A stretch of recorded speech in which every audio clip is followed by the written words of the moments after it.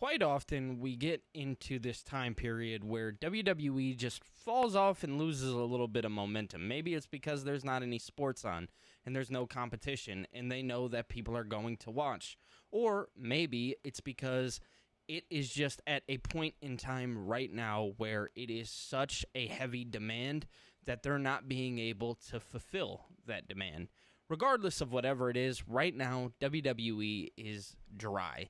And in today's video, we're going to be talking all about it, and I'm going to give you guys my thoughts on everything that is currently going on in WWE. So if you're new here, my name is Billy TKO. I ask that you guys like and subscribe to the channel, because if you're not subscribed, then what are you really doing? Other than that, let's just go hop into the video.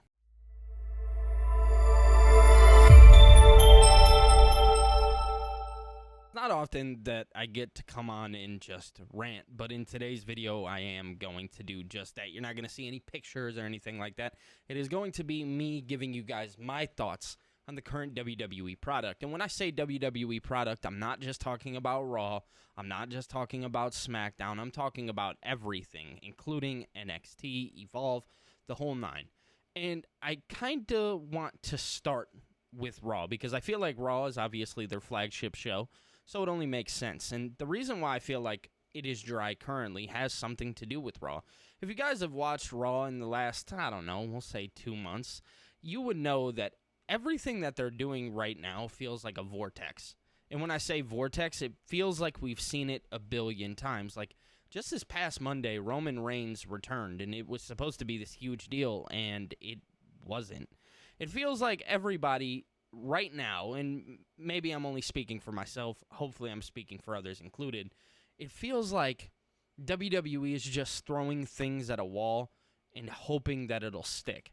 Like the Roman Reigns situation. He was gone, and then he came back, and then they had him leave for another week, and then he came back again, so they were hoping that it would get like the same kind of momentum, and truth be told, it was never going to. It was never going to meet the same requirements that like an original return would. So they tried that. But then you have, and granted, I want to stress by saying, like, not everything is bad, and I'm not saying that these things are bad, but I'm here to tell you that they feel familiar, like the El Grande Americano thing. I love what Ludwig is doing with the character, and it's amazing, and it's working, and then you have Pete Dunne and Tyler Bates, who are also dressed up as it. But again, it just feels like throwing things at a wall, hoping that it sticks, hoping that, Pete Dunne, Tyler Bate, like, because they had nothing going on, hopefully WWE can get them to a place with this gimmick to, I don't know, push them forward a little bit. So that's a little tough. And then you have the World Heavyweight Championship scene. Obviously, SummerSlam was a big deal, and that's probably the best thing that they have going on right now. But when you look at the Raw main event scene, that's exactly what feels like the vortex. That is what feels like has us in a loop. Because ever since WrestleMania, it's been the vision. It'd be Braun Breaker versus Jey Uso, Bronson Reed versus Jey Uso, Braun Breaker versus LA Knight, and then, all of a sudden, just randomly, they'll give you Seth Rollins versus LA Knight. So, I don't know, like, the Raw scene, as good as you want it to be, because Monday Night Raw is good, it feels stagnant. Like, it feels like they're just trying to do anything, throw it at a wall, get it to stick. And then I'll talk about NXT. If you guys have watched NXT recently, I understand that not everybody watches, but I am a pretty frequent viewer of the show myself. You would understand that, the show all around is a good show, but it's nothing to go home about. Like, everything on that show works cohesively. Like, everything. And I mean legitimately just that. The women's division is so strong. The mid-card scene is very, very strong. The tag team division isn't horrible. It's when you get to that men's main event scene, and obviously that's always supposed to be like your big culmination, right, is that men's main event scene. Truth be told, it's no good on NXT. Yes, you have Javon Evans. Yes, you have Obafemi. Yes, you have Trick Williams. The problem with it is they've incorporated TNA, and I'm not saying that TNA is pulling them away or anything like that, but what I am saying is that TNA, they've put a lot of focus on, which has ultimately led to them kind of meeting their demise when it comes to that main event scene. Then they give the championship to Obafemi, and obviously Obafemi is amazing, and we know what he's going to be. He's going to be a star. The problem is that they're waiting 10 years to bring him to the main roster when that's not what you're supposed to do. No, let him get a feasible opponent. Make somebody believable, because at this point they have to legitimately go out and try and make somebody look believable enough to beat Obafemi. And right now they can't. They don't have the guy, and they're trying with Javon Evans. The problem is that we've seen the Javon Evans thing before, and he lost. So you're trying to tell me that he's gonna beat him again? He's gonna climb that mountain again, and then he's gonna beat him? No, that's not how this works. That's not how these cards are dealt, right?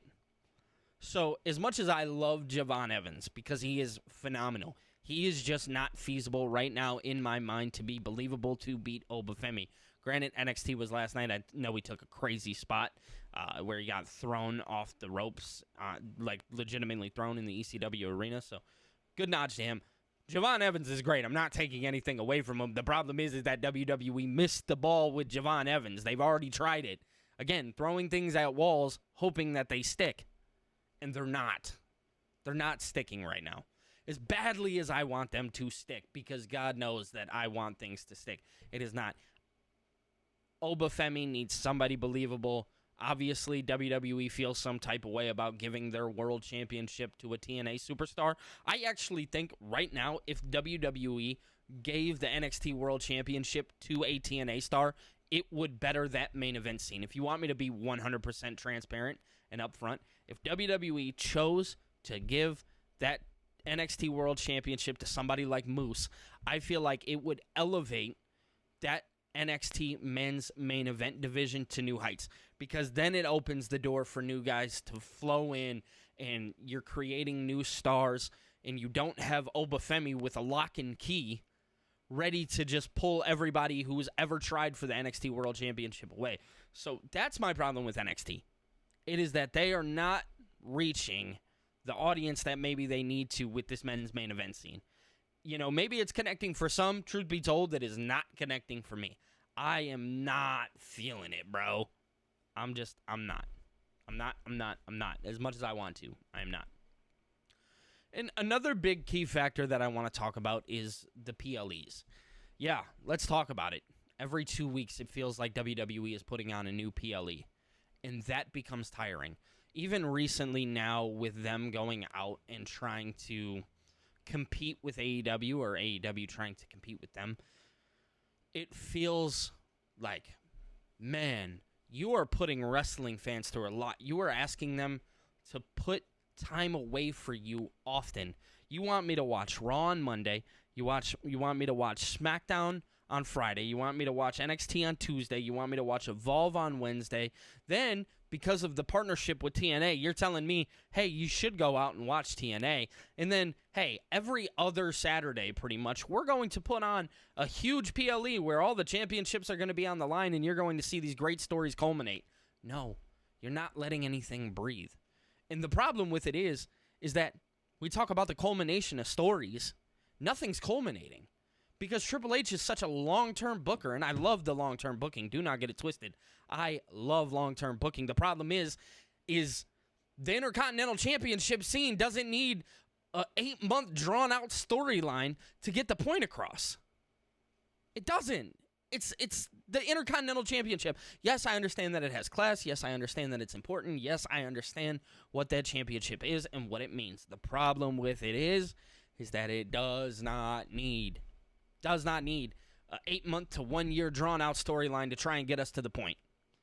And hopefully right now, it doesn't seem that WWE is currently doing that with the Intercontinental Championship.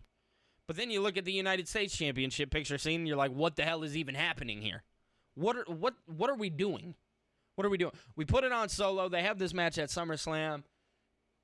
It's just the MFTs beating them up, and now you have Sami Zayn, and, you know, matter of fact, we'll get into that in a second before I even jump any further. Let me backtrack to the PLEs. The PLEs just feel too much sometimes. You know, I'm a WWE fan who grew up in the Ruthless Aggression era, and there was a pay-per-view once a month. 12 a year, cool, easy, slate clean.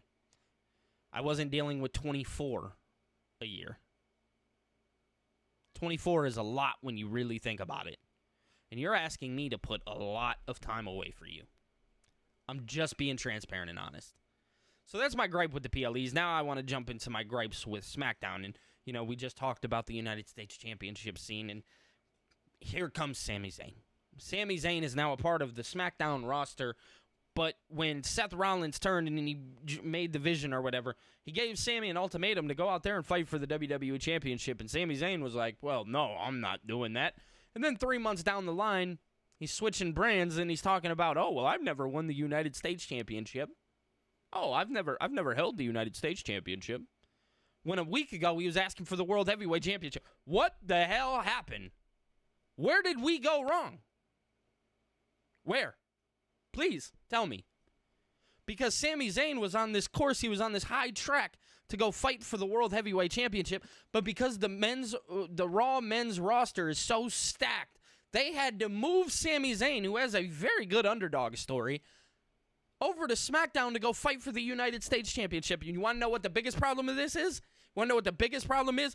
WWE was not listening to the fans when they said, hey, Karrion Kross. So they put Sami against Karrion Kross, and all that did was ruin everything that Sami Zayn had going on. Oh, well, if we move him to SmackDown, maybe we'll all forget about it. No, not going to work like that. I haven't forgot. I'm here to tell you, if you're watching this video, you probably haven't forgot yourself.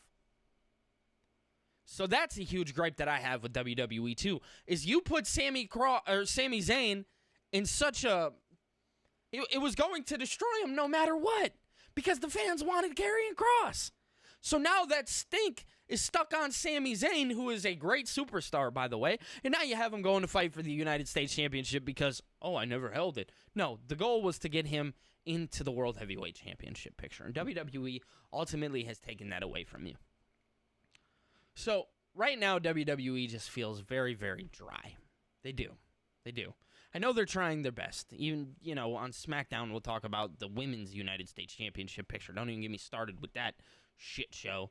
Yes, you have Kiana James, who is like the power of eternity with Julia, which is great. I love to see it. But at the end of the day, they don't really have Julia doing shit. Recently, they did have Carmelo Hayes come out, which is good, and they have Carmelo Hayes and The Miz. They're kind of telling that story really fast. Cool. Thumbs up. I know you, like, pulled it off TV for 8 weeks, but hey, at least we're getting there, right? So, I don't know, man. I just feel like WWE is in this really weird, stagnant place that isn't connecting maybe the way that it should. But ultimately, I ask for your guys' opinions and thoughts.